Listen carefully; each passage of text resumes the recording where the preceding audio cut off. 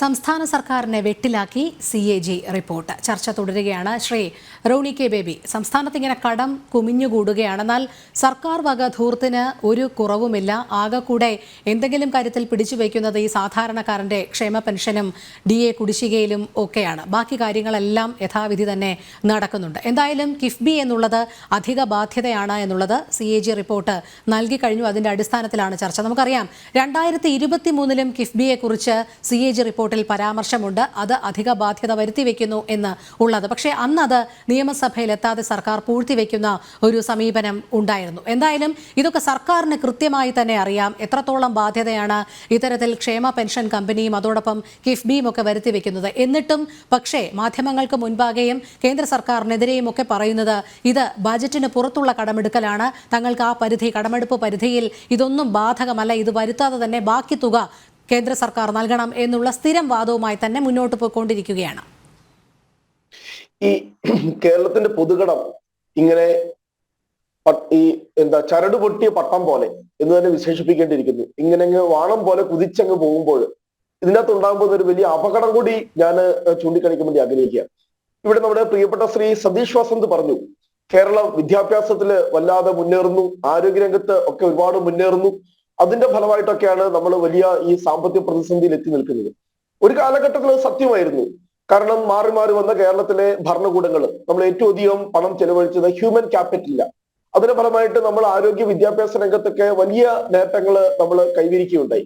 അമർത്യ സെന്നിനെ പോലെ, ജീൻ റീസയെ പോലെ, അതുപോലെ തന്നെ അഭിജിത് ബാനർജിയെ പോലെയുള്ള സാമ്പത്തിക വിദഗ്ധരൊക്കെ കേരളത്തെ ഒരുപാട് പ്രകീർത്തിച്ചു.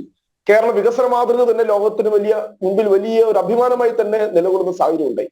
പക്ഷെ ഇനിയും നമുക്ക് ഏറ്റവും അധികം അപകടം വരാൻ പോകുന്നത് അതേ ഹ്യൂമൻ ക്യാപിറ്റൽ, നമ്മൾ മനുഷ്യരില് ഇൻവെസ്റ്റ് ചെയ്ത ആ ഹ്യൂമൻ ക്യാപിറ്റൽ അത് ഇനി വലിയ രീതിയിൽ കുറയാൻ പോവുകയാണ്. അതാണ് ഈ ബജറ്റ് തന്നെ, ഈ വർഷത്തെ സാമ്പത്തിക വർഷത്തെ കേരള ബജറ്റ് തന്നെ പരിശോധിച്ചു കഴിഞ്ഞാൽ അതിനകത്ത് വളരെ അപകടകരമായിട്ട് ചില സൂചനകളുണ്ട്. അത് നമ്മൾ കാണാതെ മുന്നോട്ട് പോയിട്ട് കാര്യമില്ല. ഒന്ന്, കേരളത്തിന്റെ റവന്യൂ ചെലവ് എന്ന് പറയുന്നത് നെഗറ്റീവിലേക്ക് എത്തി. അതായത് 2022-23 വികസനേതര മൊത്തം റവന്യൂ ചെലവ് 2.89% കുറഞ്ഞു.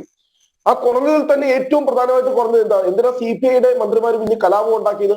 CPIയുടെ കൃഷിമന്ത്രിയും അതുപോലെ തന്നെ ഈ പറയുന്ന മൃഗസംരക്ഷണ വകുപ്പ് മന്ത്രിയും ഒക്കെ വലിയ ബഹളം ഉണ്ടാക്കിയത് കാരണം എന്താ? കാരണം അവരുടെ മന്ത്രാലയങ്ങൾക്കുള്ള പദ്ധതി വിഹിതം പകുതിയാണ് വെട്ടിക്കുറച്ചത്. അതുപോലെ തന്നെ നമ്മൾ അഭിമാനകരമായി കരുതിയിരുന്ന രണ്ട് മേഖലകൾ, വിദ്യാഭ്യാസം, ഞാൻ കണക്ക് തന്നെ പറയാം.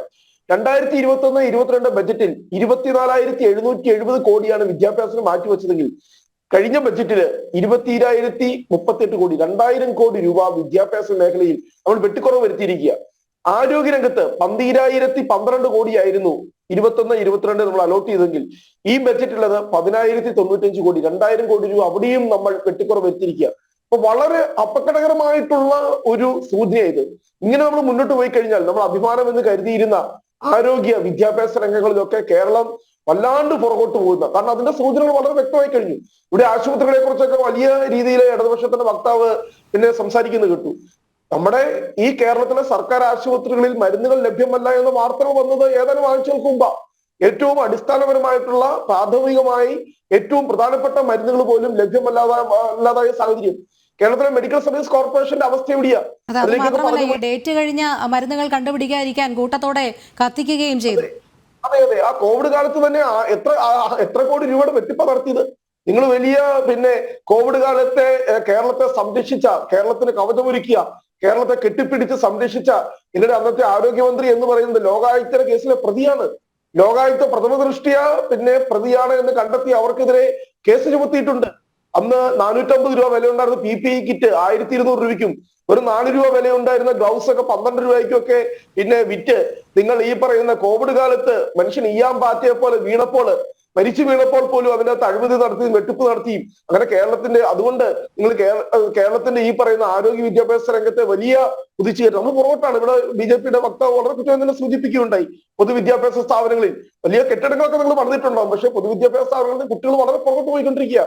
ഉന്നത വിദ്യാഭ്യാസ രംഗത്തിൽ കേരളത്തിന്റെ റാങ്കിങ് എത്രയാണെന്ന് അറിയുമോ?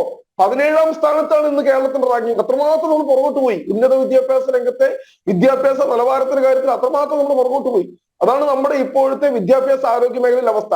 പിന്നീട് ഇവിടെ ഇടതുപക്ഷത്തിന്റെ വക്താവ് പറഞ്ഞു, എന്നോട് ചോദിച്ചോ അത് തന്നെയാണ്. ഇടതുപക്ഷത്തിന്റെ വക്താവ് പറഞ്ഞു നമുക്ക് കരകയറണം, ഈ പ്രതിസന്ധിയിൽ നിന്ന് നമുക്ക് കരകയറണം. എങ്ങനെ കരകയറണം? അവിടെയാണ് ഈ സർക്കാരിന്റെ ദൂർത്ത്. ഈ ബാക്കി എല്ലാ മേഖലകളിലും നിങ്ങൾ ഈ പറയുന്ന റവന്യൂ ചെലവ് വെട്ടിക്കുറയ്ക്കുന്നു. പക്ഷേ മുഖ്യമന്ത്രിയുടെ കീഴിലുള്ള പൊതുഭരണ വകുപ്പിന്റെ കീഴിലെ എക്സ്പെൻഡിച്ചർ ഓരോ ദിവസം കൂടുക. നിങ്ങൾ മാതൃക കാണിക്കണം. ഈ പറയുന്ന കരകയറുവാൻ വേണ്ടി മുണ്ട് മുറുക്കി കൊടുത്ത് മാതൃക കാണിക്കണം. നിങ്ങൾ എന്താ കാണിക്കുന്നത്? സർവ്വധൂർത്തിന്റെയും ഇന്ന് വന്ന വാർത്ത എന്താ? മന്ത്രിമാരുടെ ഔദ്യോഗിക വസതികളിൽ ചൂടുകാലമായതുകൊണ്ട് ചൂട് കൂടുന്നതിനാൽ അഡീഷണൽ ആയിട്ടുള്ള AC സൗകര്യങ്ങൾ ഫിറ്റ് ചെയ്യാൻ പോവുകയാണ് നിങ്ങളുടെ മന്ത്രിമാരുടെ ഔദ്യോഗിക വസതികളിൽ. അതൊന്ന്. രണ്ട്, ക്രിസ്തുമസിന് മുഖ്യമന്ത്രി മുറിച്ച കേക്ക് എത്ര രൂപയുടെ ആയിരുന്നു? 1,60,000 രൂപ. മുഖ്യമന്ത്രി വിരുന്നിന് വേണ്ടി ചെലവഴിച്ച തുക എത്രയാ? 18 ലക്ഷം രൂപ. ഒറ്റ കാര്യം മാത്രം, നിങ്ങൾക്ക് മനസാക്ഷി ഉണ്ടെങ്കിൽ, നിങ്ങൾക്ക് ഉളുപ്പുണ്ടെങ്കിൽ ഞാൻ ചോദിക്കട്ടെ, ഈ പറയുന്ന നവകേരള സദസ്സിന് വേണ്ടി വലിയ അത്യാഡംബര വാഹനത്തിൽ നിങ്ങളുടെ മുഖ്യമന്ത്രിയും മന്ത്രിപരിവാരങ്ങളും യാത്ര ചെയ്തിട്ട് 35 ലക്ഷം രൂപ TADA എഴുതിയെടുക്കാൻ പോലും കാണിച്ച ആ ഒരു ഇതുണ്ട്. അങ്ങനെയാണോ നിങ്ങൾ ഇതിന്റെ മാതൃക കാണിക്കേണ്ടത്? നിങ്ങൾ സർക്കാരിന്റെ ചെലവിൽ പാർട്ടി സ്പോൺസർഡ് പരിപാടി നടത്തിക്കൊണ്ട് നിങ്ങൾ 140 നിയമസഭാ മണ്ഡലങ്ങളിൽ വന്ന് പ്രതിപക്ഷത്തെ വെല്ലുവിളിച്ച്, അല്ലെങ്കിൽ കോൺഗ്രസിനെ, യൂത്ത് കോൺഗ്രസിന്റെയും KS പ്രവർത്തകരെ മാരകമായി തല്ലിച്ചതച്ച നിങ്ങളുടെ പോലീസിനെയും നിങ്ങളുടെ പോലീസിന്റെ ഗൺമാന്മാരെയും മുഖ്യമന്ത്രിയുടെ ഗൺമാന്മാരെയും നിങ്ങൾ ന്യായീകരിച്ചിട്ട് അക്രമത്തിന്, കലാപത്തിന്, ഇന്ന് കേരള സംസ്ഥാനത്ത് കലാപ ആഹ്വാനത്തിന് കേസെടുക്കണമെങ്കിൽ കേരളത്തിന്റെ മുഖ്യമന്ത്രിക്കെതിരാണ് കേസെടുക്കേണ്ടത്. രക്ഷാപ്രവർത്തനം എന്ന് പറഞ്ഞുകൊണ്ട് പാവപ്പെട്ട ആ ചെറുപ്പക്കാരെ ക്രൂരമായി മൃഗീയമായി മർദ്ദിച്ചതിനെ ന്യായീകരിച്ച മുഖ്യമന്ത്രി, എന്നിട്ട് നിങ്ങൾ TADA ഇനത്തിൽ നിങ്ങൾ എഴുതിയെടുത്തത് 35 ലക്ഷം രൂപ. അത് നിങ്ങൾ ദൂർത്ത് കുറയ്ക്ക്. ഇന്ന് കേരളത്തിൽ മറ്റ് എല്ലാ വകുപ്പുകൾക്കും ഫണ്ട് വെട്ടിച്ചുരുക്കാത്ത ഏക വകുപ്പ് എന്ന് പറയുന്നത് നിങ്ങളുടെ മുഖ്യമന്ത്രിയുടെ പൊതുഭരണ വകുപ്പാ. എത്ര വാഹനങ്ങളുടെ അകമ്പടിയോടെ നിൽക്കണം നിങ്ങളുടെ മുഖ്യമന്ത്രി നടക്കുന്നത്? ഇത് കണ്ടിട്ട് ലജ്ജ കൊണ്ട് ലജ്ജിച്ച് തലതാഴ്ത്തുക. 6 മാസമായി ഈ നാട്ടിലെ പാവങ്ങൾ 62 ലക്ഷം ആളുകൾ ക്ഷേമ പെൻഷനുകൾ മേടിച്ചിട്ട്, എന്നിട്ട് നിങ്ങളുടെ മുഖ്യമന്ത്രി നടക്കുക 45 വാഹനങ്ങളുടെ അകമ്പടിയോടുകൂടി നിങ്ങളുടെ മുഖ്യമന്ത്രി നടക്കുക. ഓണത്തിന് 1,200 രൂപയുടെയാണ് നിങ്ങൾ വാഴയിലയിൽ നിങ്ങൾ ഓണസദ്യ വിളമ്പിയത്. 1,200 രൂപ. മുഖ്യമന്ത്രി 1,500 പേരെ വിളിച്ചുകൂട്ടി. ഒരാൾക്ക് വന്ന ചെലവാണ് 1,200 രൂപ. ഇങ്ങനെയാണോ നിങ്ങൾ? ഇതൊക്കെ ഈ കേരളത്തിൽ 6 മാസമായി ക്ഷേമ പെൻഷൻ കിട്ടാത്ത ഒരുപാട് ആളുകളുണ്ട്. കേരളത്തെ ആത്മഹത്യകളെ ശവപ്പുറമാക്കി നിങ്ങൾ മാറ്റരുത്. നിങ്ങൾക്കറിയാമോ, ഈ പറഞ്ഞ ചക്കട്ടപ്പാറയിലെ ജോസഫ് എന്ന് പറയുന്ന ആ ഭിന്നശേഷിക്കാരൻ, അദ്ദേഹമൊക്കെ ചങ്കുപൊട്ടി എഴുതിയ ആ പറയുന്ന അദ്ദേഹത്തിന്റെ ആ മരുന്നിന്റെ കുറിപ്പടി, അദ്ദേഹത്തിന് ഭിന്നശേഷിക്കാരനാണ്. മരുന്നില്ലാതെ ഒരു ദിവസം മുന്നോട്ട് പോകാൻ കഴിയില്ല. മരുന്ന് മേടിക്കാൻ പണമില്ല. ആ മരുന്നിന്റെ കുറിപ്പടിയുടെ പുറകിലാണ് അദ്ദേഹം ആത്മഹത്യയെ കുറിപ്പെഴുതിയത്. എന്നിട്ടാണ് അദ്ദേഹം ആത്മഹത്യ ചെയ്തത്. അങ്ങനെയുള്ള എത്രയോ ആളുകളെ ശാപം ഒരു ഇടിത്തീ പോലെ നിങ്ങളുടെ മുകളിലുണ്ട് എന്ന് നിങ്ങൾ മറക്കാതിരിക്കുക.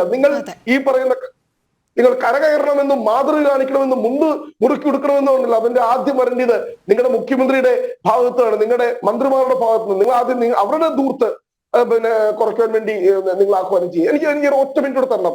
എനിക്ക് വളരെ വേദനയോടെ പറയണം.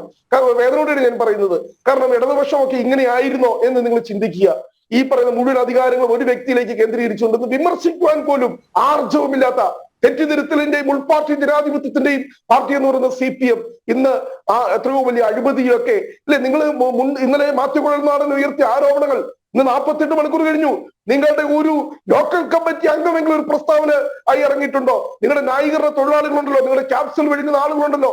ഈ പറയുന്ന മുഖ്യമന്ത്രിയുടെ മകൾക്കെതിരെ, വീണ വിജയനെതിരെ ഇത്രയും ഗുരുതരമായ ആരോപണം ഉയർന്നപ്പോൾ ഏറ്റവും വലിയ കരിമണൽ കമ്പനിക്ക് 1000 കോടി രൂപ കേരളത്തിന്റെ ധാതു അത്ര സമ്പന്നമായത് കൊള്ളയടിക്കാൻ വേണ്ടി എല്ലാ ഒത്താശയും ചെയ്തു കൊടുത്ത മുഖ്യമന്ത്രിക്ക് ഒരു ആരോപണം ഉയർന്നിട്ട് അതിനെ ന്യായീകരിക്കാൻ പോലും ഒരു പാർട്ടിയുടെ ലോക്കൽ സെക്രട്ടറിക്ക് പോലും കഴിയാതെ ഉടുത്തുണി നഷ്ടപ്പെട്ടു നിൽക്കുന്ന CPM ആണോ പറയുന്നത്? കേരളത്തിലെ ജനങ്ങളെ നിങ്ങൾ സാമ്പത്തിക അച്ചടക്കം പഠിപ്പിക്കാൻ വേണ്ടി ശ്രമിക്കുന്നത് എന്ന് മാത്രം ഞാൻ ഇവിടെ ചൂണ്ടിക്കാണിക്കുമ്പോൾ ഞാൻ ആഗ്രഹിക്കും. അതെ, ശ്രീ BA പ്രകാശ്, അല്പസമയം കൂടിയേ ചർച്ചയിൽ ഉണ്ടാകുകയുള്ളൂ എന്ന് നേരത്തെ അറിയിച്ചിരുന്നു. അതുകൊണ്ട് അവസാനമായി ശ്രീ BA പ്രകാശ്, ഇതിൽ നിന്ന് എങ്ങനെ കരകയറും എന്നാണ് നമ്മൾ പ്രതീക്ഷിക്കേണ്ടത്? കാരണം അത്രമാത്രം കേരളം ഇന്നുവരെ കണ്ടിട്ടില്ലാത്ത സാമ്പത്തിക പ്രതിസന്ധിയിലേക്കാണ് നടന്നെടുത്തുകൊണ്ടിരിക്കുന്നത്.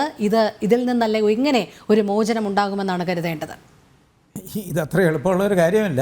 അതായത് പിന്നീട് ഈ പണമെല്ലാം ഇത് ജനങ്ങളുടെ പണമാണെന്നുള്ള ധാരണയോടുകൂടി ഈ ധനധൂർത്തൊക്കെ കളഞ്ഞ് ഈ മേഖലയിൽ ഉള്ള ശ്രമങ്ങൾ നമ്മുടെ രാഷ്ട്രീയ നേതാക്കളും ഭരണകർത്താക്കളും നടത്തിയാൽ തീർച്ചയായിട്ടും ഈ ഇതിൽ നിന്ന് കരകയറാൻ കഴിയും. അതിനുള്ളൊരു ദൃഢനിശ്ചയം ഉണ്ടോ ഇല്ലയോ എന്നുള്ളതാണ് ഒരു പ്രധാനപ്പെട്ട ഇഷ്യൂ.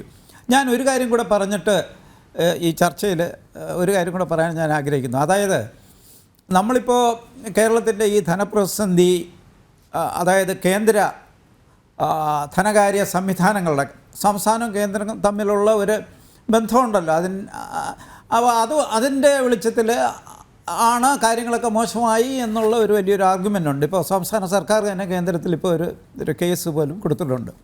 ഇപ്പോൾ മറ്റ് പല സംസ്ഥാനങ്ങളും റേസ് ചെയ്യുന്ന ഒരു പ്രധാനപ്പെട്ട ഇഷ്യൂ ഇതാണ്, കേന്ദ്രം അനുഭാവപൂർവ്വം കാണുന്നില്ല. അല്ലെങ്കിൽ അപ്പോൾ എനിക്ക് തോന്നുന്ന ഈ കാര്യത്തിൽ ഈ നമ്മുടെ ഇപ്പോൾ നമുക്ക് ഇന്ത്യക്ക് സ്വാതന്ത്ര്യം കിട്ടിക്കഴിഞ്ഞ് 1947 നമ്മളിപ്പോൾ ഏതാണ്ട് 2024 നിൽക്കുന്നു. ഈ കാലഘട്ടത്തിനനുസരിച്ചുള്ള മാറ്റങ്ങളനുസരിച്ച് നമ്മുടെ ഈ സംവിധാനങ്ങളിൽ വലിയൊരു മാറ്റം വന്നിട്ടുണ്ടോ എന്നുകൂടെ നമ്മൾ പരിശോധിക്കേണ്ട ഒരു കാലമാണെന്ന് നമ്മൾ നോക്കണം.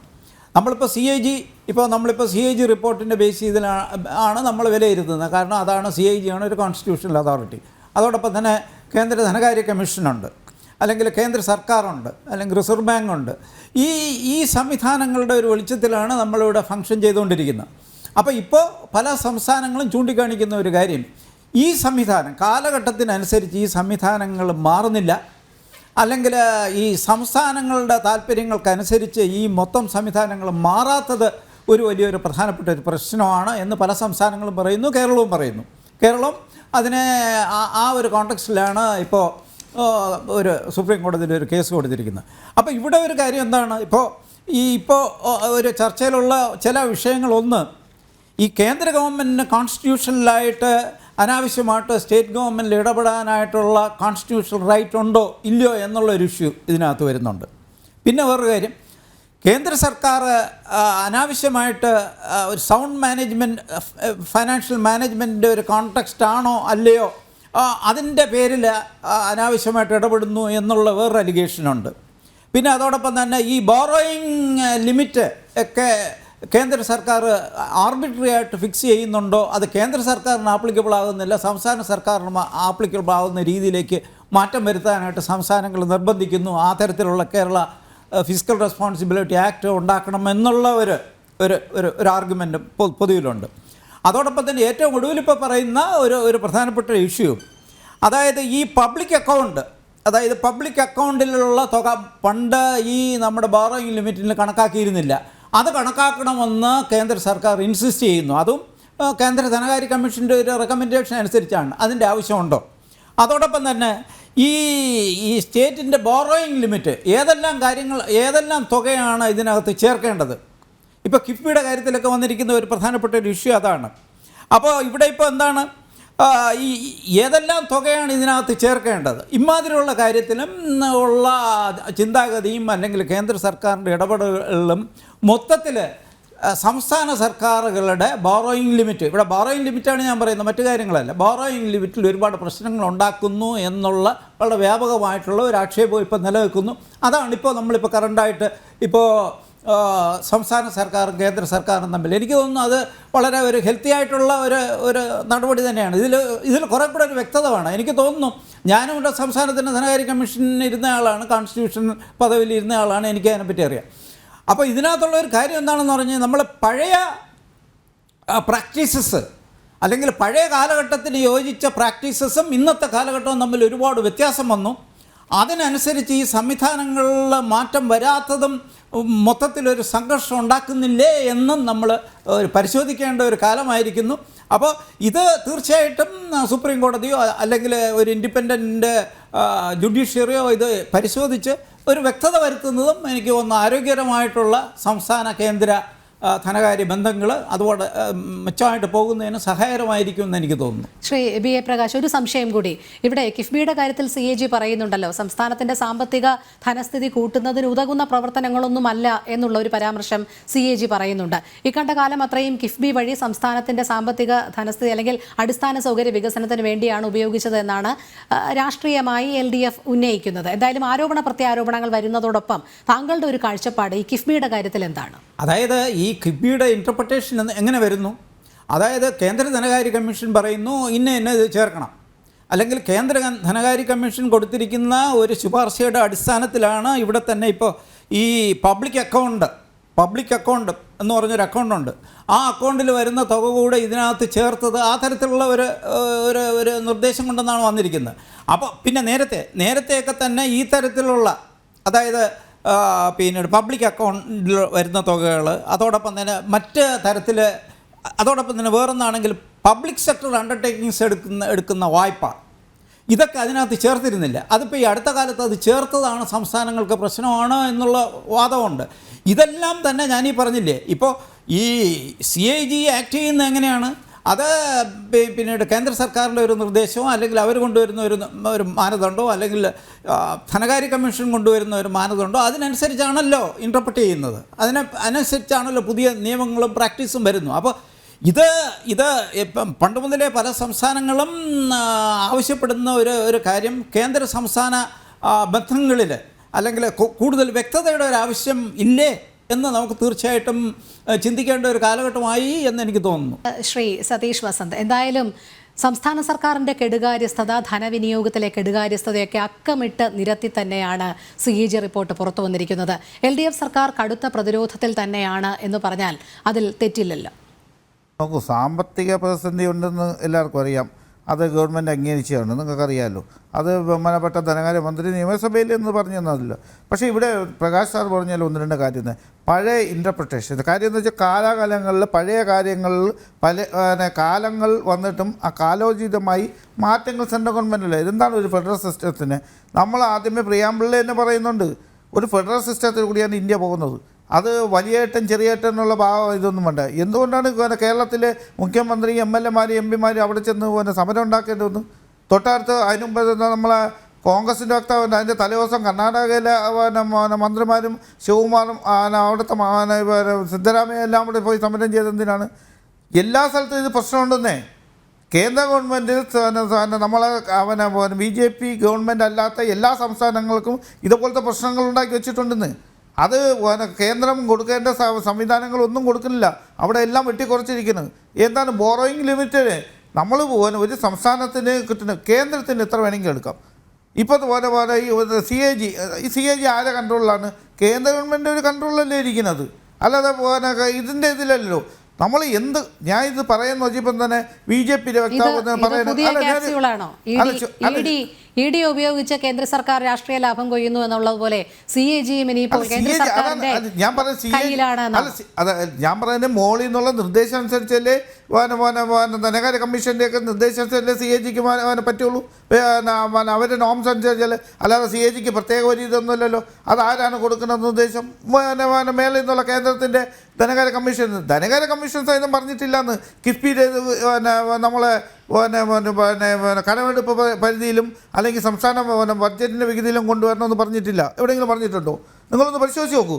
പിന്നെ അതുപോലെ ശിവശങ്കർ സാർ പറയുന്നു, ശിവശങ്കർ സാർ ഒരു കാര്യം മനസ്സിലാക്കണേ, ഈ ഹോസ്പിറ്റലും സ്കൂൾ കെട്ടിടങ്ങളും പാലങ്ങളും വന്നപ്പോഴത്തേക്ക് അതിൽ നിന്നുള്ള വരുമാനം നോക്കൂ. നിങ്ങൾ അമ്പലങ്ങളും അതുപോലെ തന്നെ സ്തൂപങ്ങളും ഉണ്ടാക്കിയതിന് കോടിക്കണക്കിന് രൂപ ഇത് ഉണ്ടാക്കിയിട്ടുണ്ടത്.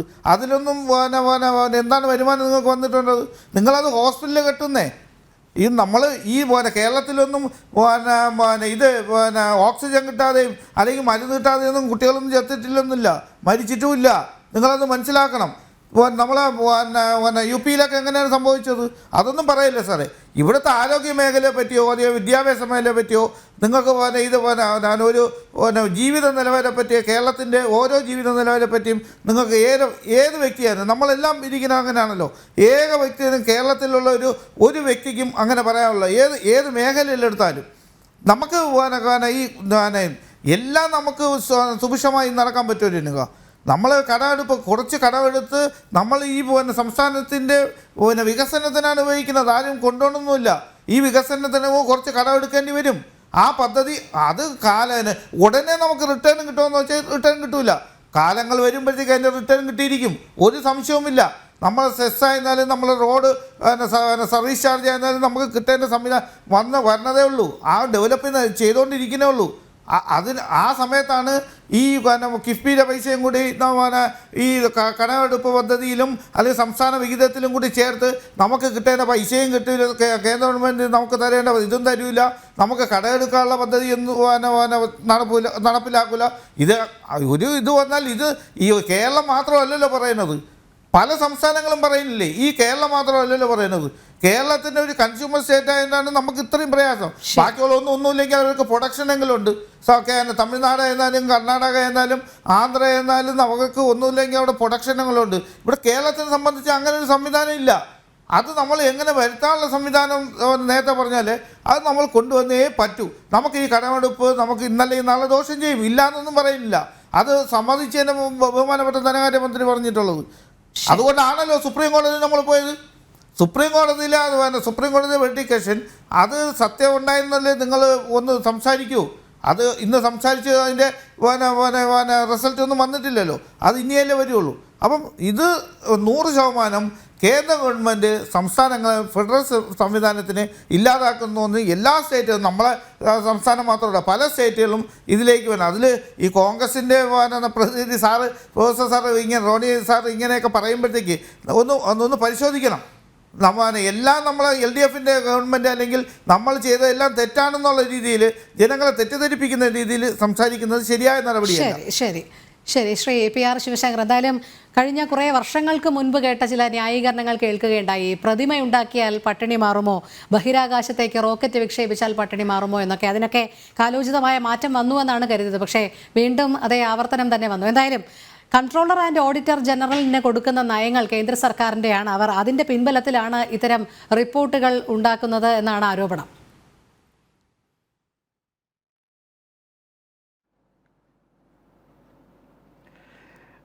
എനിക്ക് തോന്നുന്നു വസന്ത് വളരെ മാന്യനാണ്. ശ്രീ സുരേന്ദ്രനാണ് CAG റിപ്പോർട്ട് ഉണ്ടാക്കിയത്, അത് ജോർജ് കുര്യനും അതേപോലെ സുവർണപ്രസാദും കൂടെയാണ് ടൈപ്പ് ചെയ്തത് എന്ന് പറഞ്ഞില്ലല്ലോ. അത് തന്നെ എനിക്ക് സന്തോഷമുണ്ട്. CAG എല്ലാം കേന്ദ്ര സർക്കാരിൻ്റെ കീഴിലാണ്.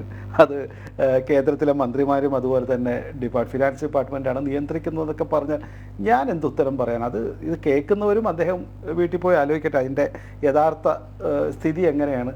CAG ഇപ്പോൾ കഴിഞ്ഞ തവണ തന്നെ കേന്ദ്രത്തിനെയും ചില കാര്യങ്ങളിൽ വിമർശിക്കാറുണ്ട്, ചില കാര്യങ്ങളിൽ കൂടുതൽ ചിലവാക്കിയിരിക്കുന്നു അല്ലെങ്കിൽ കണക്കുകൾ പൂർണ്ണമായി വെളിപ്പെടുത്തിയിട്ടില്ല എന്നടക്കമുള്ള കാര്യങ്ങൾ നിരന്തരം അത് BJP ഗവൺമെൻറ് വരുന്നതിന് മുമ്പും UDF അവിടുത്തെ UPA സർക്കാരിനൊക്കെ വിമർശിച്ചിട്ടുണ്ട്.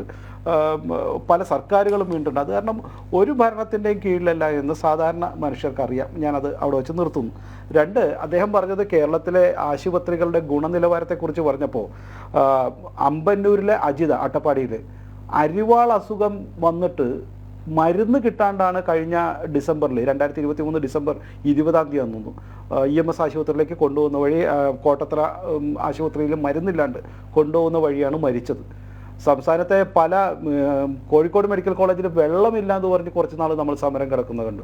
പല ആശുപത്രിയിലും മരുന്നില്ല, അത്തരത്തിലുള്ള കാര്യം കണ്ടു. അപ്പോൾ ആശുപത്രിയുടെ വികസനം, കേരളത്തിലെ ആരോഗ്യരംഗം വികസിച്ചത് പ്രൈവറ്റ് ആശുപത്രികളും അതുപോലെ തന്നെ ക്രിസ്ത്യൻ മിഷണറിമാരുടെ ആശുപത്രികളടക്കം കേരളത്തിൽ വളരെ നല്ല രീതിയിൽ ഇത്തരത്തിലുള്ള കാര്യങ്ങൾ നടത്തിയത് കൊണ്ടാണ് ജനങ്ങൾ മരിക്കാത്തത്.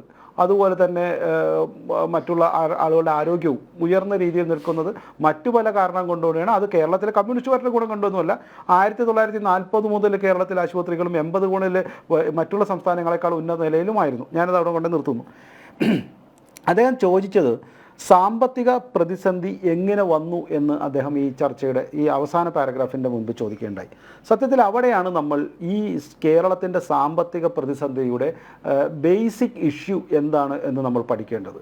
ഒരു സംശയവുമില്ല, സംസ്ഥാനത്തെ ആദ്യത്തെ ഈ പിണറായി സർക്കാരിൻ്റെ കാലഘട്ടത്തിൽ നടത്തിയ ഏറ്റവും മോശമായ, തോമസ് ഐസക്ക് നടത്തിയ ഏറ്റവും മോശമായ സാമ്പത്തിക ചില പദ്ധതികളും അതുപോലെ തന്നെ അദ്ദേഹത്തിൻ്റെ തട്ടിപ്പ് രീതിയിലുള്ള ഒരു ബഡ്ജറ്റ് അവതരണവുമാണ് ഈ സംസ്ഥാനത്തിന് ഇത്രയേറെ തകർച്ചയിൽ നടത്തിയത്. നമുക്കറിയാം, കോവിഡ് കാലഘട്ടത്തിലെല്ലാം ഈ സംസ്ഥാനത്തുണ്ടാകുന്ന സാമ്പത്തിക നയങ്ങൾ അതുപോലെ തന്നെ ഇന്ത്യക്ക് തന്നെയുള്ള സാമ്പത്തികമായ ഒരു അഡ്വൈസ് തോമസ് ഐസക്ക് നൽകുകയുണ്ടായി. പണം എന്തിനാണ് എന്തിനാണ് ഇങ്ങനെ കെട്ടിവെച്ചിരിക്കുന്നത്, നിങ്ങൾക്ക് ആവശ്യത്തിന് പ്രിന്റ് ചെയ്യാമല്ലോ, എന്തിനാ കടമെടുക്കുന്നത് എന്ന തരത്തിലുള്ള മണ്ടത്തരങ്ങൾ ചോദിച്ച ഒരു വ്യക്തി കൂടിയാണ് ശ്രീ തോമസ് ഐസക്. അദ്ദേഹം ചെയ്ത ഒരു തെറ്റ് ഞാൻ പറഞ്ഞു തരാം. ധാരാളം തെറ്റുകൾ ചെയ്തിട്ടുണ്ട്, സമയക്കുറവ് മൂലം ഒരു കാര്യം ഞാൻ പറഞ്ഞു തരാം. 2020, 2021, 2022 കാലങ്ങളിൽ നമുക്കറിയാം നികുതി വരുമാനം ഈ ബഡ്ജറ്റിൽ കാണിച്ചത് ഏതാണ്ട് 73,121 കോടി രൂപയായിരുന്നു.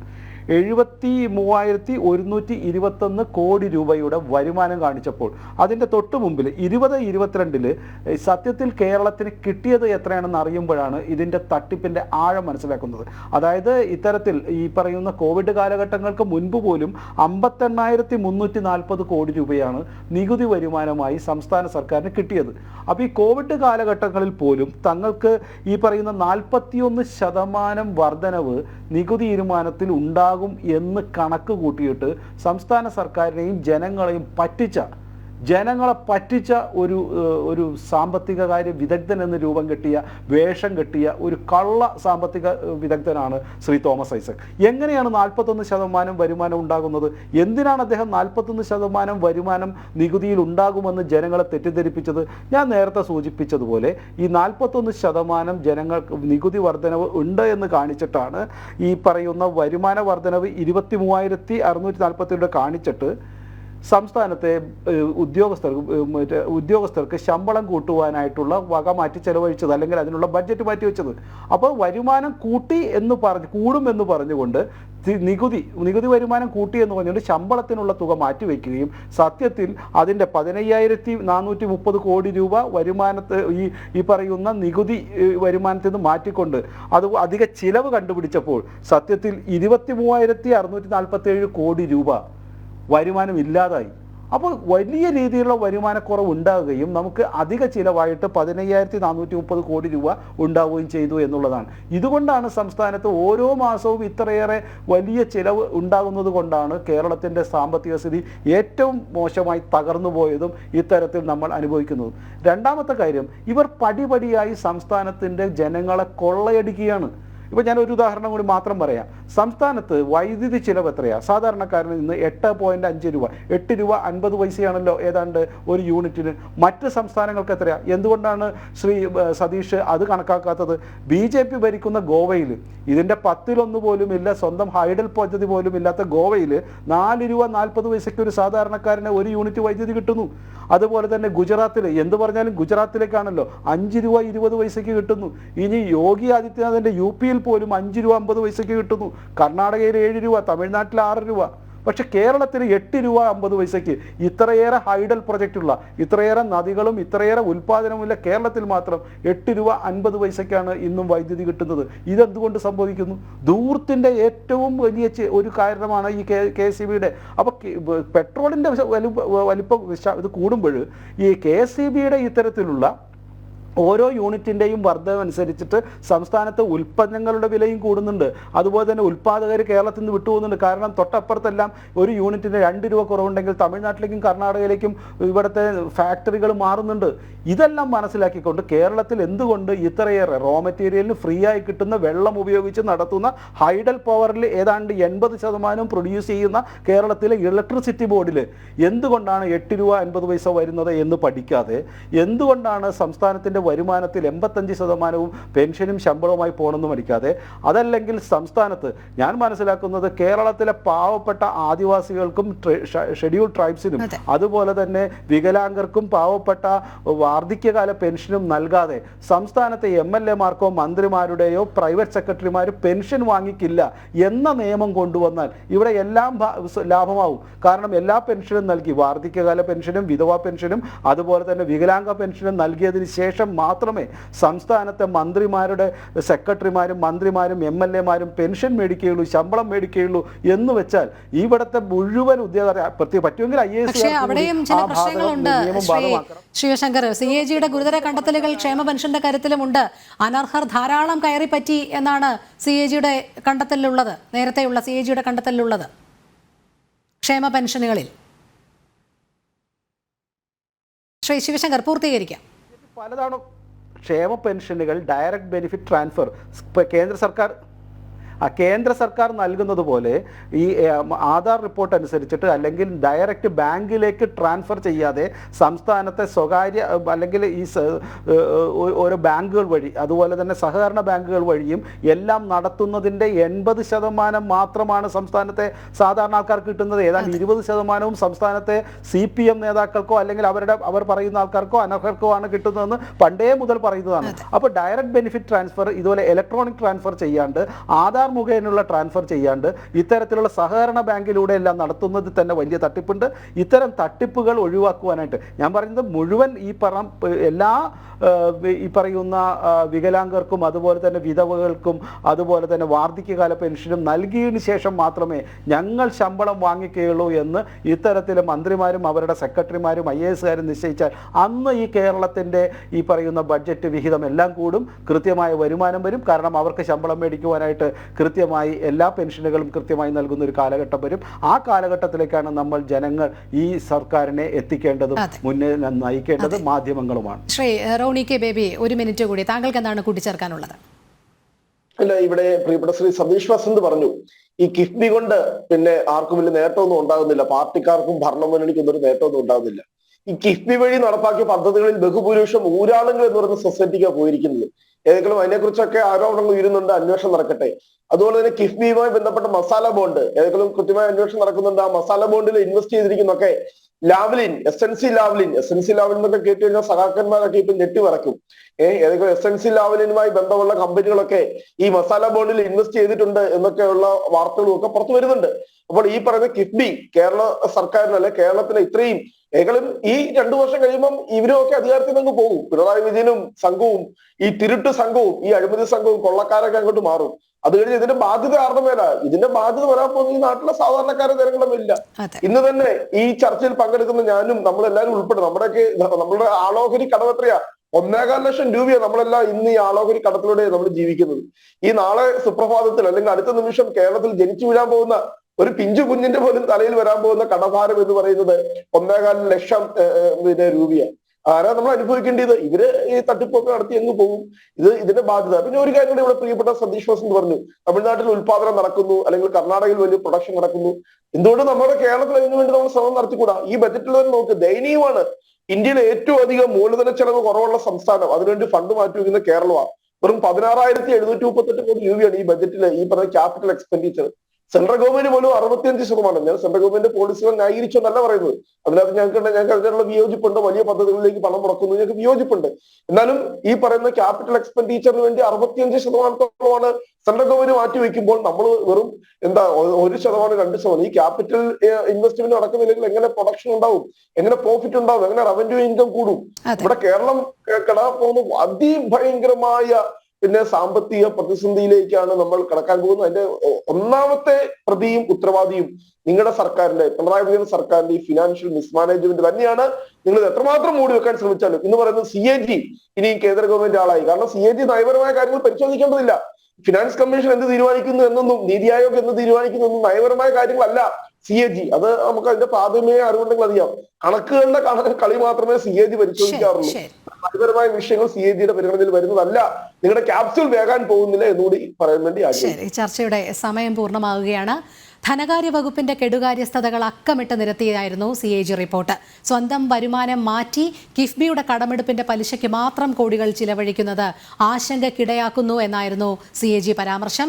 രാഷ്ട്രീയ ലാഭത്തിനും സർക്കാർ ധൂർത്തിനുമായി കേന്ദ്ര സർക്കാരിനെ പഴി പറയുമ്പോൾ സ്വന്തം വീഴ്ചയും യാഥാർത്ഥ്യങ്ങൾ ഉൾക്കൊള്ളലും മാത്രമേ ഇനി സംസ്ഥാന സർക്കാരിനെ സംബന്ധിച്ച് മുന്നിലുള്ളൂ. ജനം ഡിബേറ്റ് പൂർണ്ണമാകുന്നു. പങ്കെടുത്ത എല്ലാ അതിഥികൾക്കും നന്ദി. ഒപ്പം പ്രേക്ഷകർക്കും നമസ്തേ.